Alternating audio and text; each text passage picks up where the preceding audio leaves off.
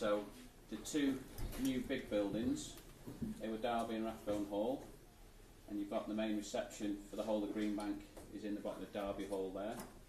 So they were new builds, concrete frame, exactly the same as we're going to look today at phase 2. Same design features, etc., other than the facades, which I'll come on to in a minute. We've also refurbed Derby Old Court, which was an existing building.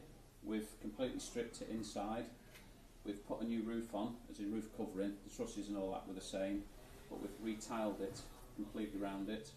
So you're all stripped out inside, new M&E, new plaster, everything brand new. So if you go inside there, it feels equally as new as the actual new buildings we've done. The only difference is we've had to work with the features of the existing buildings. The rooms are all slightly quirkier, which is quite a nice feature. Whereas in your new build, everything's very regular, square, because it's been designed that way.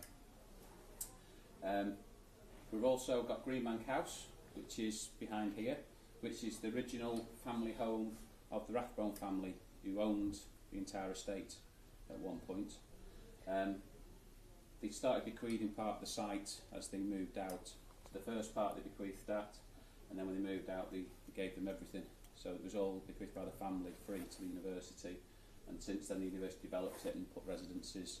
I think they built that in the 30s, and the original buildings that were here were more like the 60s. And then when we've come, we've knocked all the 60s building down and then rebuilt these new. So there'll be something like 1,306 rooms-ish when we're finished on the site. So it's bigger than it was by a few hundred, but everything is now ensuite bathrooms.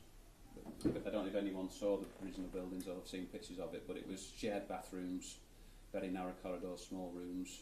I think you shared a bathroom between 6 or 7 of you, small little kitchen areas, so completely different style now, all modern. Greenbank House is a 2-star listed building, so we're in the last throes of it now, but that's been on the go for nearly 4 years because we've had to take things down piecemeal, rebuild things, rebuild it traditionally. We've got traditional horsehair plaster that we're putting back in some areas, so it's very, very traditional build. And it's very slow because we've had to agree things with planners and conservation officers. What we're going to look at today is the new build F&G. To hone down the topic, because otherwise we could be here all day talking about the whole building, I've picked on fire as a topic purely because it's in the press with Grenfell and things like that, so it's topical as to how you design to control fire within a building. So we're going to look at the outside of the building, how the facade's done, because Grenfell, one of the big criticisms, how the facade caught fire and burned straight up fairly quickly. And we'll also look at inside to a lesser extent. Unfortunately, the point we're at now is we've pretty much built everything inside and plastered it all, so you can't see the skeleton now. I'm going to show you pretty much finished rooms. 10. So pass them out, and then we'll go quickly through these drawings in a minute, talk about what the features are, and then we'll go out and look at them. I'll give you these out first. 9. A 5. 2 more 5s. 5. 5. Thank you.